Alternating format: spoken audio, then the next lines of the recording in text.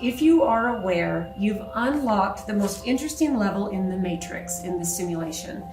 I kind of touched on this last week, that this really, once you become aware and you can see that it is a simulation, it changes everything.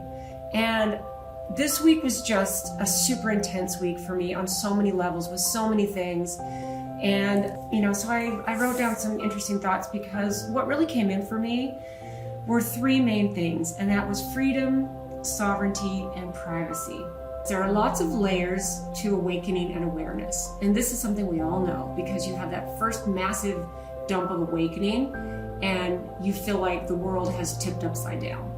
Then you kind of go, okay, I see it. I see it for what it is. Your awareness of how things are kick in, and it kind of just becomes just peeling back the layers of all of the programs and lies and all of this stuff. And then you land in this place where you realize that you can and must plug back in and play the game differently. Truly nothing, and I underline nothing, owns me. I don't need approval. I don't need more money than what I need to survive. And I think we can even thrive. I believe that there's abundance for everyone, but I don't need it. It doesn't own me. The idea of getting more money and having more than those people, or a bigger house, or more cars, or fancy jewelry, that does not own me. Okay, that's freedom. Nothing truly owns me. Approval, money, ideology, or fear. Fear can't touch me. That is such a beautiful place to land. And then this, not even my past. Not even my past can own me. When you release that, because you can reframe your past. We can always reframe our past. This is an important piece of living in the now, right? I get to choose. I get to choose all of these things. I no longer conform, but I get to clarify. I get to stay in clarity in how I walk through this world in every moment. And then I found this quote. It was an anonymous quote, but this: true freedom is not external permission. It's the restoration of inner authority. So isn't that beautiful? No one needs to give me permission to be free. No, nothing external. No matter what anyone says to me or does to me, or forces me to do whatever with these constructs and this world we live in, it's the restoration of inner authority. I get to choose how I respond and I react, right? So sovereignty. Okay, sovereignty is this is what this means to me. I am the one who chooses my inner experience. That's what true sovereignty is, okay? Even if I can't control the outer experiences.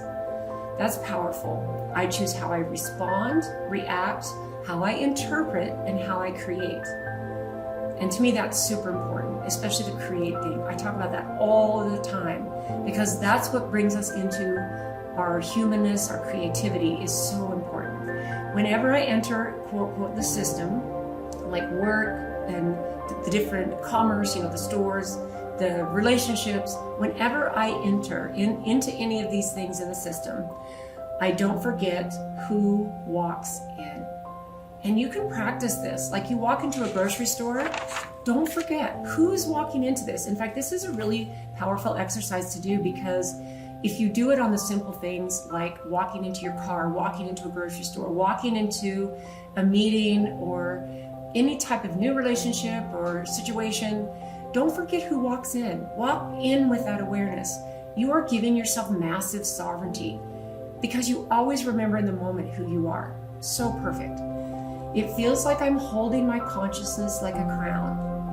Okay, this was kind of really fun, because it's not in any type of egotistical way.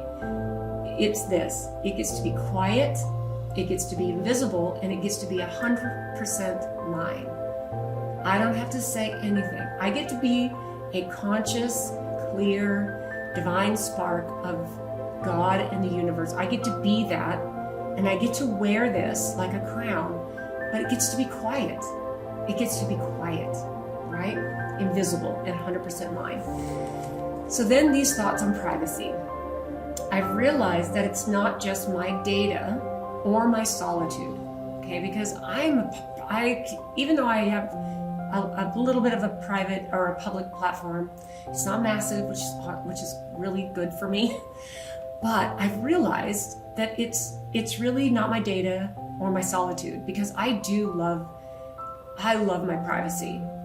But it's not about being alone. Okay, so let me show you how I expanded on this. It's a beautiful place where no one else's expectations, projections, or their noise can reach me. Okay, that's what privacy really is. And some of these situations that we find ourselves, especially with other people who are close to us, who try to invade that privacy with their noise, their expectations, their projections, they're projecting, none of that can reach me. That's true privacy. That's really truly privacy. When I reclaim my privacy, feels like pure self-respect.